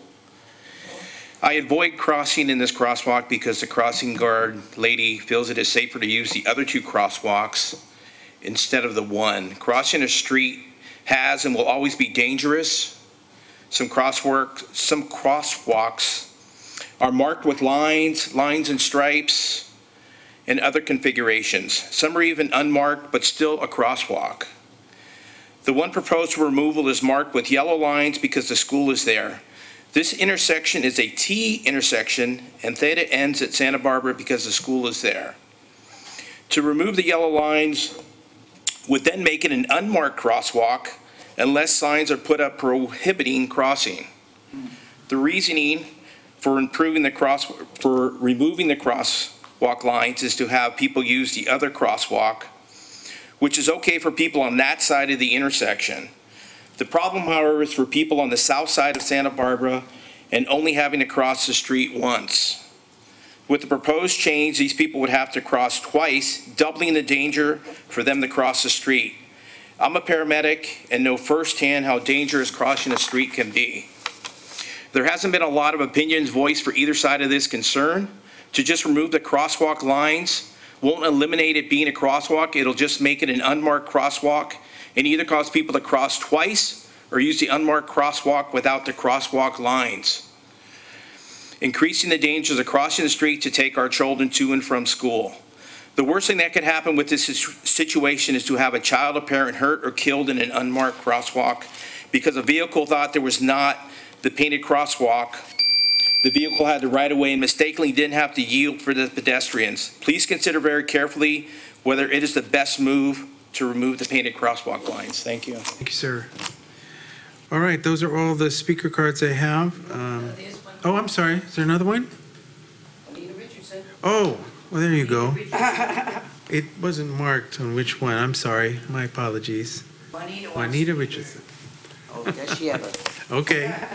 The floor is yours. I have lived on Santa Barbara for 50 years, and in all that time, not one child, parent, or resident crossing Santa Barbara on the south side has been run over or hit. The crosswalk has been a safe and viable crosswalk for a very long time to the residents of this neighborhood. All of a sudden, it has been initiated that this crosswalk on Santa Barbara has become so dangerous for the children, parents, and residents to cross. We are talking only about the south crossing of Santa Barbara at Thea. What is making one crosswalk on Santa Barbara more dangerous than the other crosswalk on Santa Barbara?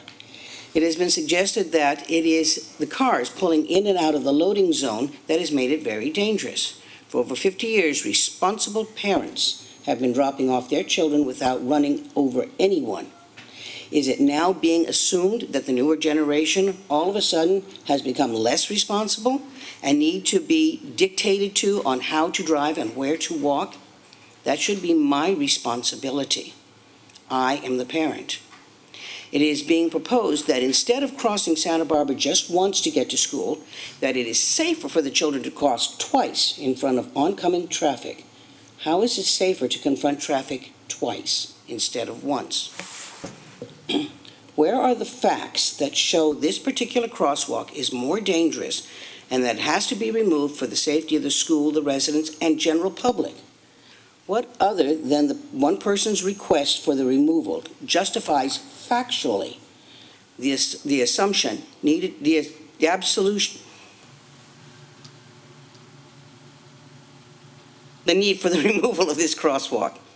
It is the opinion of the city engineers that this crosswalk has become very dangerous all of a sudden.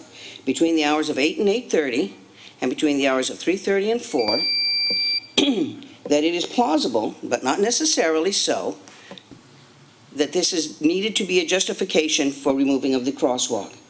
What about the other 24 hours when the residents and neighbors in this residential area cross at this particular crosswalk? Why are they being denied their right to cross Santa Barbara once safely rather than twice?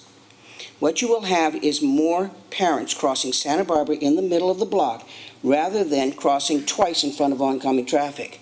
I sit at my window and I watch it. It has increased. People don't want to crosswalk twice.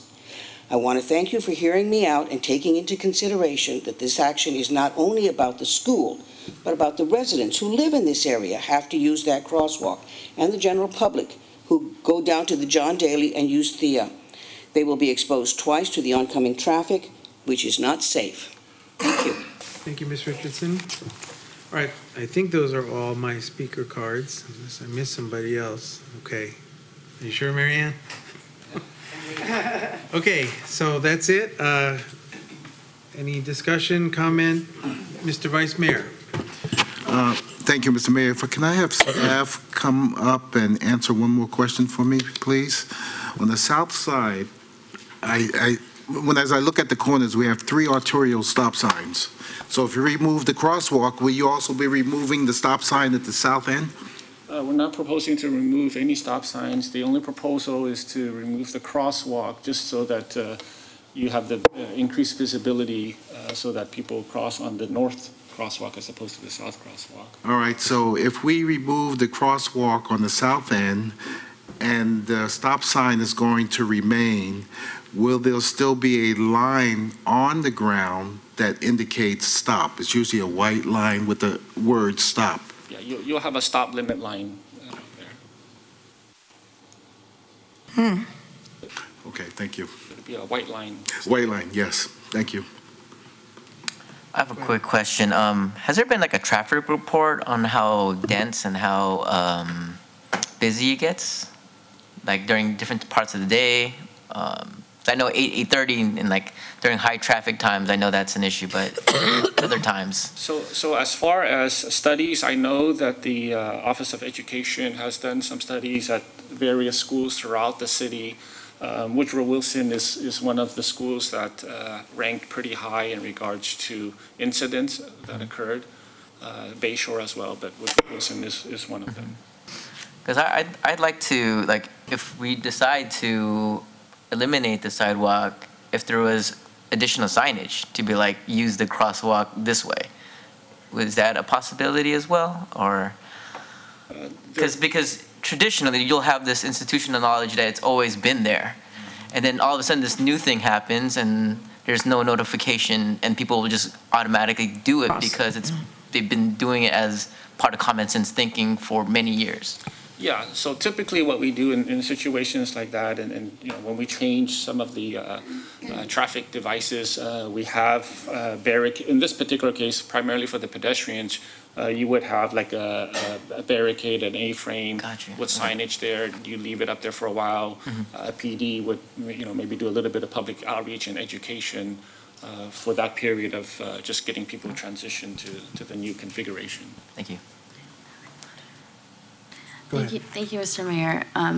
In regards to this change, if we were to decide to move forward, are there areas in which there would kind of be, I guess, a test period? I mean, after, if we were to actually move forward with this, you know, would staff be able to monitor and see kind of if it becomes more of a hazard or less of a hazard? We certainly can do some monitoring. It's my understanding that the school right now, for the most part, is currently having the students cross on Theta and then the north crosswalk as is. And so that's for the most part been happening for some time. But yes, definitely staff can continue to do some monitoring if this is approved, just to make sure that things are operating. Thank you. Go ahead. Thank you, Mr. Mayor. So there's a walk audit that's on March 21st, right? So it's of the Bayshore and a couple other schools. Is that of the Fenton? Is that part of the walk audit on the 21st? So I would like to ask my colleagues that the walk audit has not been done, and it is going to be on March 21st. If there's any way till after the walk audit to like review this again and see what the studies say. It's going to be done by the Office of Education. I think we all received an email. I'm on commute.org and it's a part of that. So, and wouldn't that study, wouldn't they tell us after the walk audit? I don't think it's going to add much in regards to the analysis that was already done. The walk audit, I've attended previous walk audits. I attended this one also with Mr. Felton, and a lot of what they do is to try to walk areas in school with parents and try to encourage more parents to walk their kids to school, bike to school, and try to figure out how to develop programs for walking bus train, those type of things, to come up with ideas to encourage more walking, healthier lifestyle, and those things. But in terms of specific traffic recommendations, I don't think there's going to be a lot of that comes out of that. Well, if Mr. Fenton comes and then they're trying to increase the activity in the area with the walking and the bicycles, then we have a scenario here where there's going to be more activity. If that's the idea of it, for the walk audit to increase the walking, to increase the bicycles of the parents walking, right? But I think the issue, the issue is, Mr. Mayor. Nobody, I don't think it disagrees with the issue of increasing physical activity and walking. But I think the issue for me is the safety of the kids and what our engineering has deemed a safety issue, and the number of incidents apparently are high, and that concerns me. And I appreciate the comments of the people that have offered some testimony today, but if our engineering department has sought to tell us educate us and let us know that there's a danger here, I'm not sure we shouldn't act on it and wait for what you're suggesting. Yeah, right. So. Yeah, right. But I'll leave it up to you. I mean, I'm interested in hearing everyone else's comments and. Vice Mayor. Anybody else? Mr. Vice Mayor? I'll make one last comment, Mr. Mayor. I haven't seen anything that indicates that there's a safety problem, other than vehicles improperly parking and doing what they're not supposed to be doing.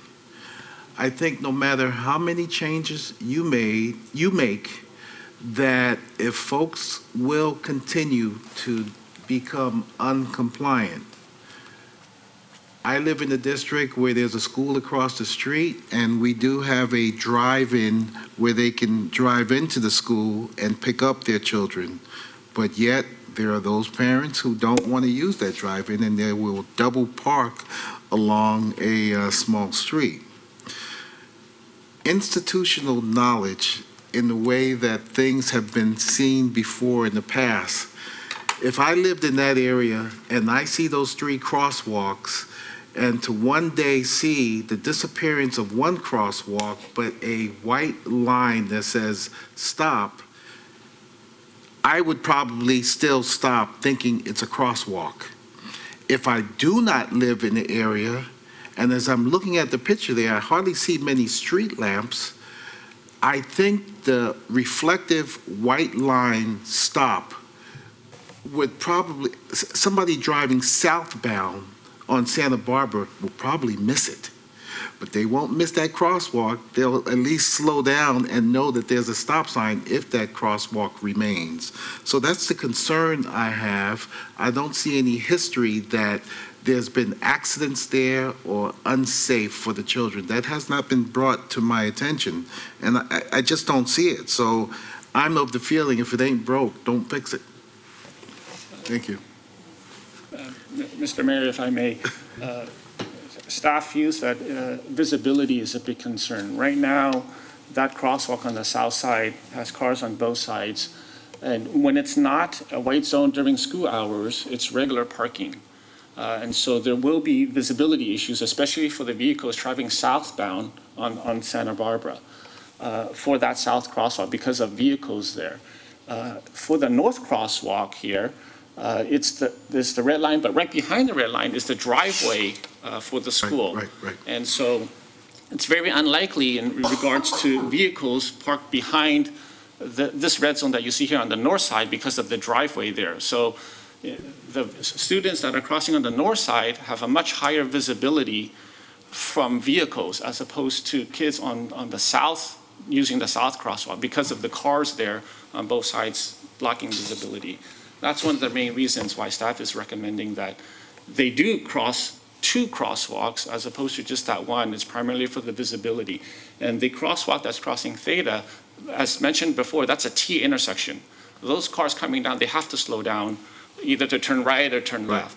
So the risk there, staff feels is much less with that crosswalk and the north as opposed to one on the south. Thank you. How did this come to your attention? How did this come? Yeah, this came to staff's attention in regards to trying to work with the school. Woodrow Wilson. Highest fatalities in San Mateo County around us. So safe routes to school were on the list. We constantly watched for all of school safety. So we got a grant for safe routes to school because of our area and the idea of our kids walking to school and the accidents happening on Mission. We're surrounded by 3 highways. Right. Yeah, I mean, Woodrow Wilson is one of the toughest schools in regards to pickup and drop off. As Vice Mayor Sylvester mentioned, I mean, in his neighborhood, at least the school has a drop off inside the school. Woodrow Wilson, there's none of that. There is no internal on-site drop off. And so in terms of their drop off, it's in the city right of way. And it's not ideal, but it is what it is. And staff tries to work with the school in terms of trying to accommodate and trying to improve the situation as best we can. And so staff was approached by the principal of Woodrow Wilson. We went out there and took a look at how we can try to improve the situation. Any other comments? Mr. Mayor, can we go back a picture of the parking lot? I'm just wondering, it's a give and take here.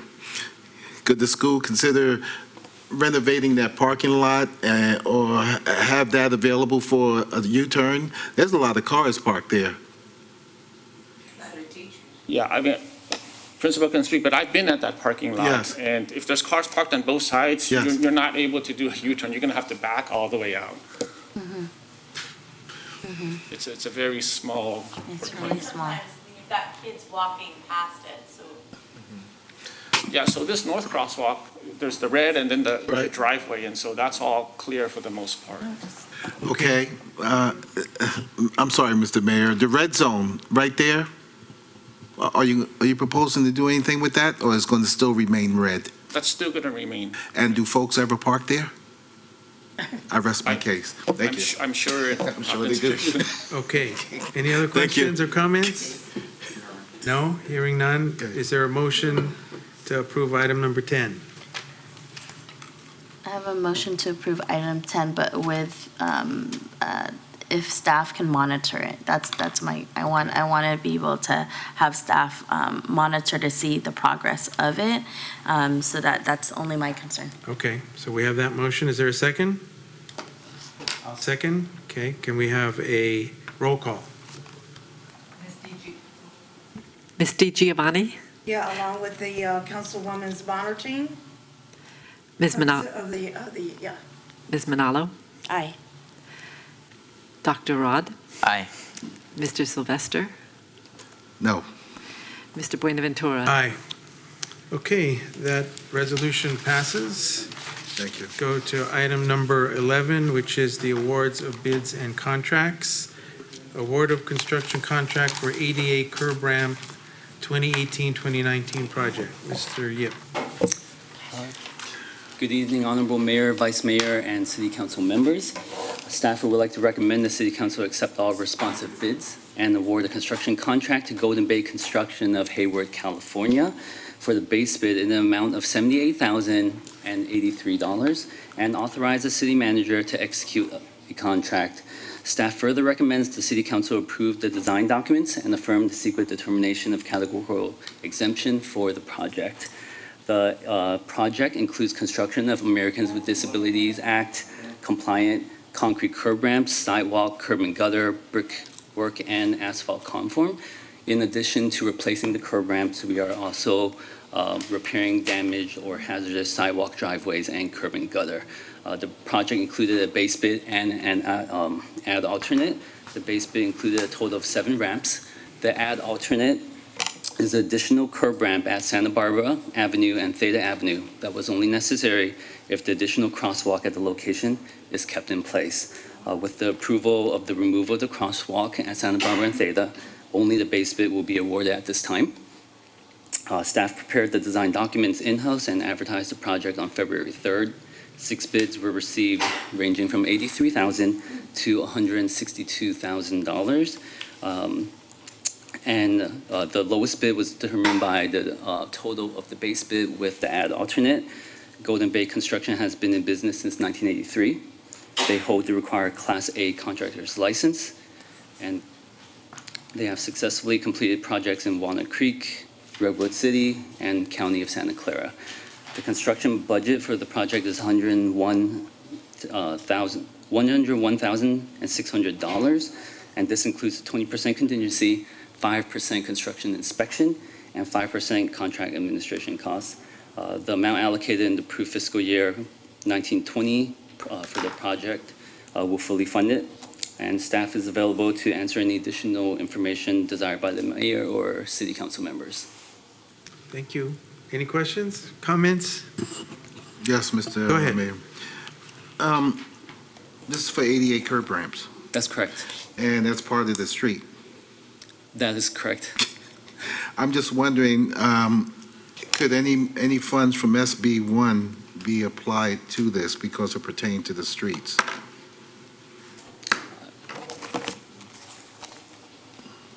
So, Mr. Vice Mayor, to answer your question, because Daly City's streets are so good, we have such a high pavement condition index, we probably could use some SB1 money to do some of these other improvements. However, we have enough slurry seal work, pavement rehab work to utilize all of the SB1 money. So as you know, SB1 money is still increasing a little bit over the next few years. We anticipate being able to use all of it for our traditional slurry seal work and pavement rehab. If there comes a time where we have more SB1 money than we have work for, then yes, we can use it for potentially these other things, so long as we keep our pavement condition index high. Mr. Chu, that is an outstanding answer, and that's what I was looking to hear. Thank you very much, sir. Any other comments or questions? Hearing none, can I get a motion to adopt this resolution? So moved. Second. Roll call, please. Ms. DiGiovanni? Aye. Ms. Manalo? Aye. Dr. Rod? Aye. Mr. Sylvester? Aye. Mr. Buenaventura? Aye. Thank you. That resolution passes. Moving on to public appearances, oral communications. First speaker card I have is Augustine. Augustine, good evening. Hi. Good evening. Evening. Mayor, everyone, thank you.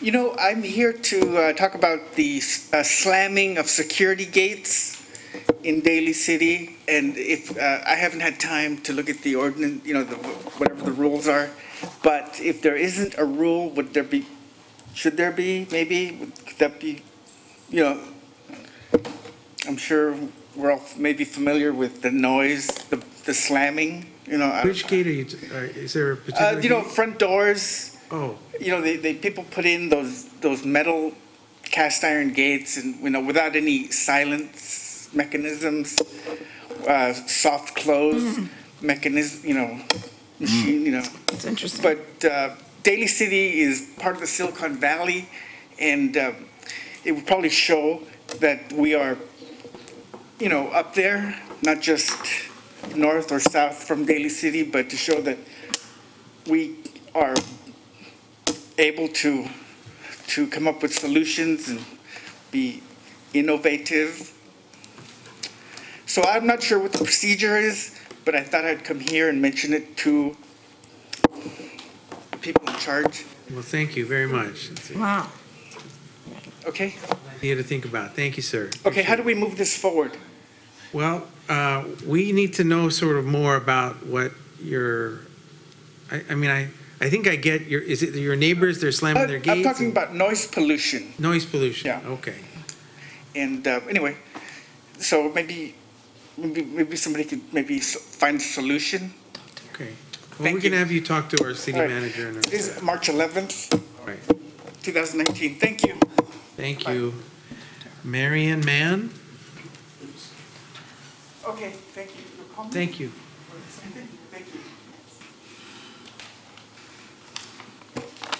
Good evening.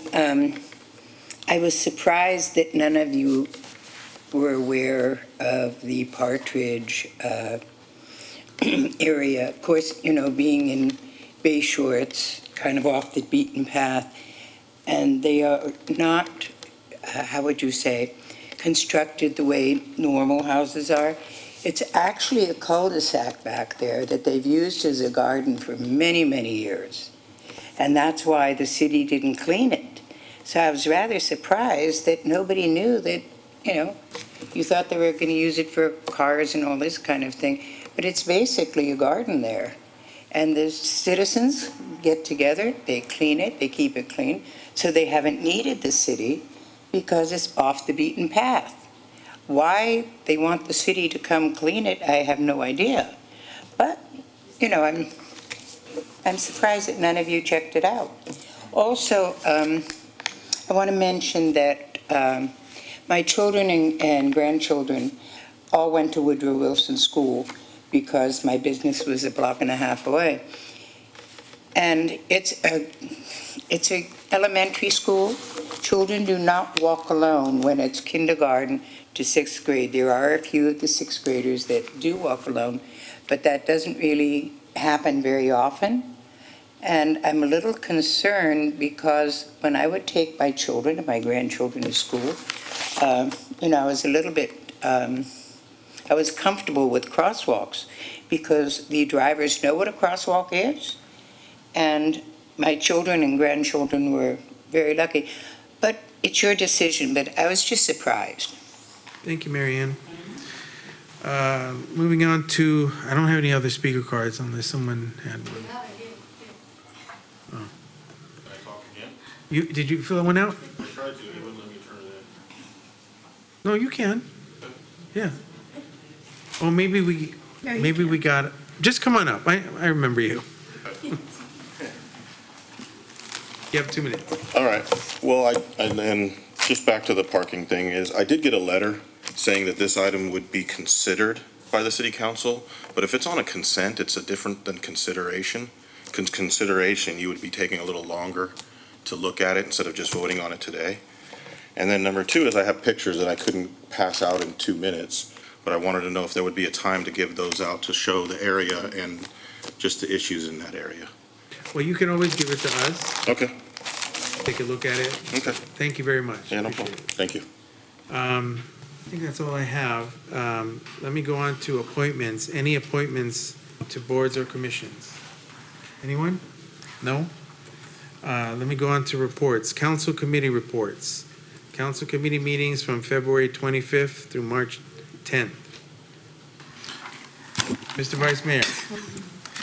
I'm sorry, Mr. Mayor, I lost that spot. I'll defer for a couple of minutes till I get to that spot. It was 3 committees that I attended, so okay. I'll wait. And let me find the spot, Mr. Mayor. I'm sorry. Okay, I'm sorry.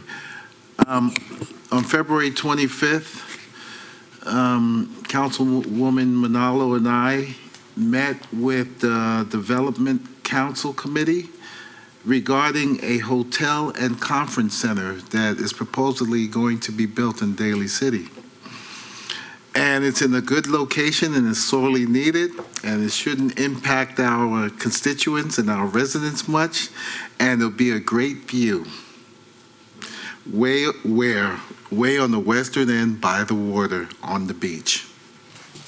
Our horse stables are in desperate need of repair, and we're looking at a 3-story hotel with a hostel. So if you want to get married and be on the beach, and Councilmember Manalo had requested that they also look into making sure that they keep the trail, but also maybe develop some sort of labyrinth. It's like a maze where you can just go through. So I'm happy to report that. On February 28th, Councilmember Manalo and I again met regarding the exclusive negotiation agreement that we already have with Duggan's Funeral Home for the other side of Juniper Serra across from Duggan's for the expansion. And we're waiting now for additional information. We're looking to have Carvana come in. Carvana will consist of cars that you purchase online, and you go there, put a token in, and the car will come down the carousel down to you. This will bring additional retail for Daly City, and we're still in the process of looking into that. On March 4th, Councilmember Dr. Rod Dasmagboal and I met on the CDBG Council Committee. CD is Community Development Block Grants, to which we get a certain amount from the federal government every year.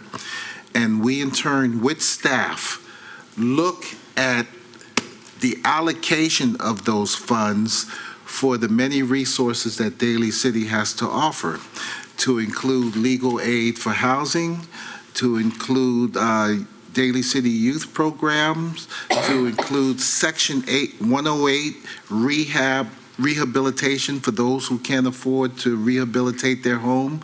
You can get a low interest rate loan, and so many others. And it's always tough because there are many organizations within Daly City that wants money. We cater to most, and also senior citizen housing. So we cater to nonprofits. And with staff, Dr. Rod and I, we came to an agreement and agreed with staff that we like who's going to get the money. So hopefully we will get it. We're looking in the neighborhood of $1.1 million, I think it was. So it's all good news. So we're working hard up here during council meetings. Thank you. That's all I have, Mr. Mayor.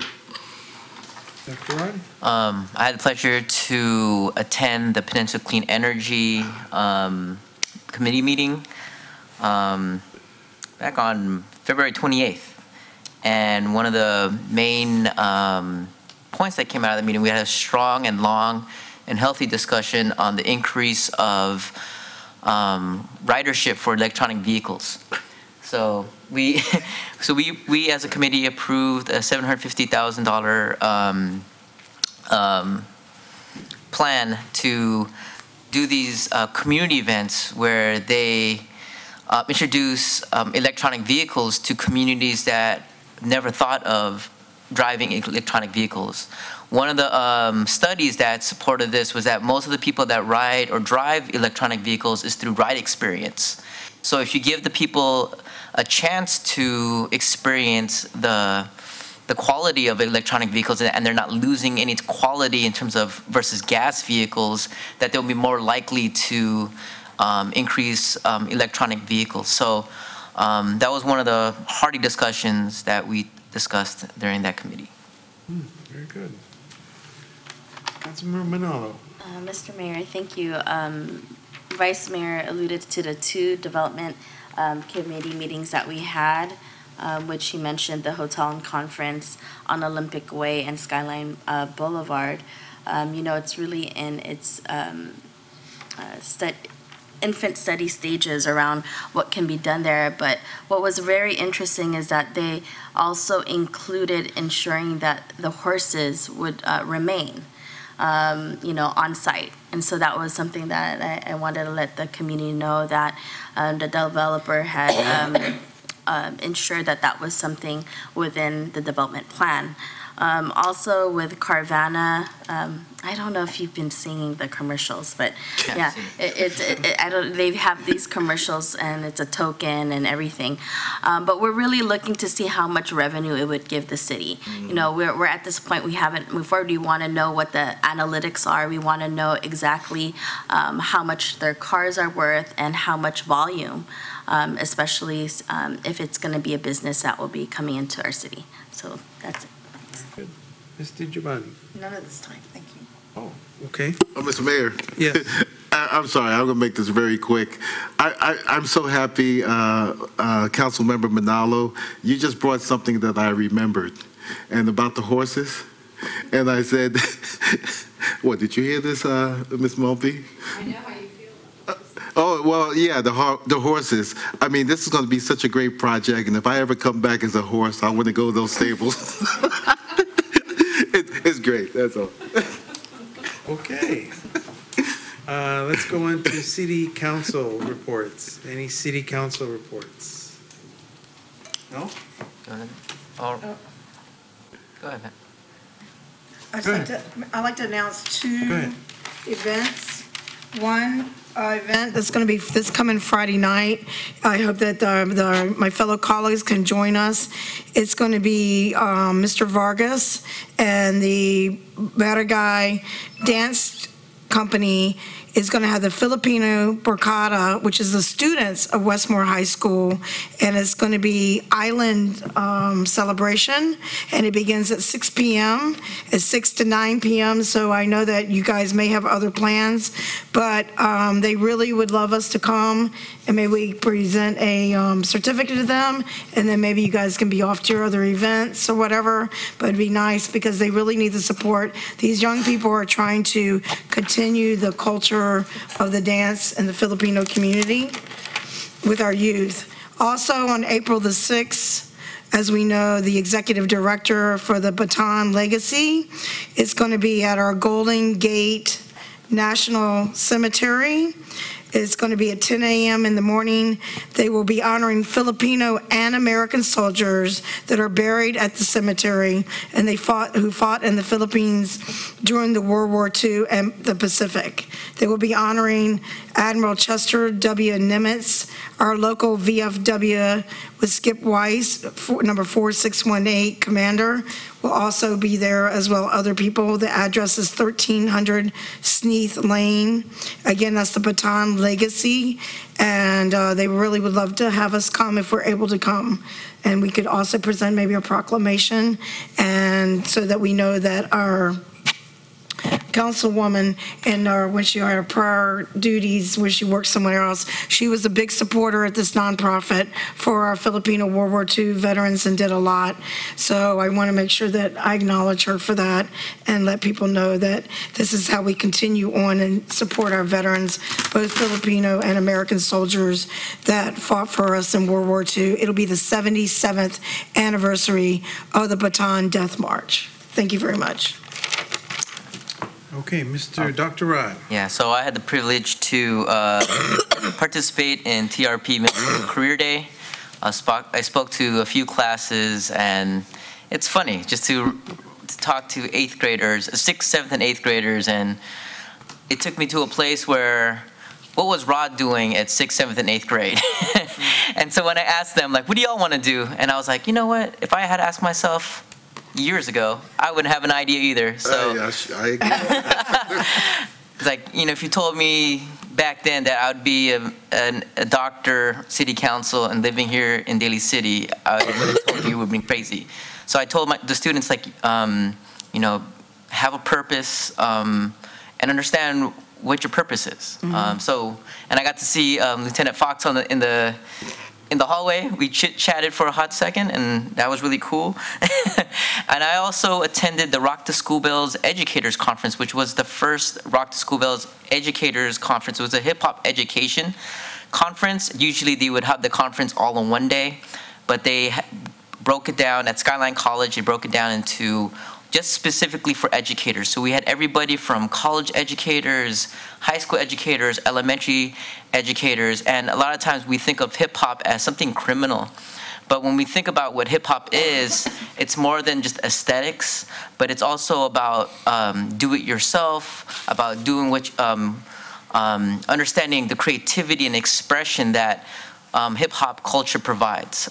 Everything from DJing to rapping to graffiti art is a form of expression. And just to go piggyback on that, March 23rd at Skyline College will be the Rock the School Bells Youth Conference. So for those that want to attend, I'll probably be there as well, since I work there.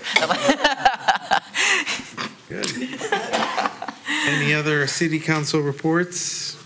Hearing none, how about staff? Oh, I'm sorry, go ahead. I do. Go I ahead. have just two short ones. On Friday, last Friday, March 8th, on International Women's Day, I had the opportunity to read an excerpt from a book called Disrupt 3.0, which I was able to write a chapter in with other Filipino women in honor of International Women's Day. And our guest speaker was Cora Tellez, who was the first female CEO in 1998 for a Fortune 100. So it was really great to hear her plight as a woman in kind of a male-dominated world, and also hear the other stories of other Filipino women and their struggles and triumphs. And then also joined the Peninsula Chinese Business Association 10th anniversary with Mr. Mayor and Mr. Vice Mayor. Great. Any other city council reports? Okay, how about staff? Any staff reports? All right, we're at that point. We're going to adjourn in memory of several individuals. Let me yield the floor to Mr. Sylvester. Thank you, Mr. Mayor. I'd like to adjourn in memory of Robert Manalo Sr., former Marine. What's so special is the charisma that he had, and he's also a family member. So I would like to adjourn in honor of him as well. Thank you. We'd also like to adjourn in memory of Ralph Castro. Oh, yeah. Who taught martial arts in San Francisco and Daly City since 1958. He moved from several San Francisco locations to Daly City and at one time he was at 1701 Junipero Serra, and finally at 69 Washington Street. Also to Thurman Lecomte, who is the father of Sherry Lecomte, who was a nurse at Seton Hospital. Victor McElhaney, who is the son of Oakland City Councilwoman Lynette Gibson McElhaney. Thomas G. Reese, who is a former Daly City Police Chief. Charles Tallarico, who is the former Daly City Planning Commissioner and retired Daly City employee. And Rafael Ortiz, who is Daly City Police Officer Randy Ortiz's father. Mr. Mayor, for the record, if I may, Yes. I inadvertently said the wrong name. It's not Robert, it's Ricardo's Manalo Sr. Just wanted to set that straight. Thank you. Thank you, Mr. Vice Mayor. With that, we are adjourned. Thank you.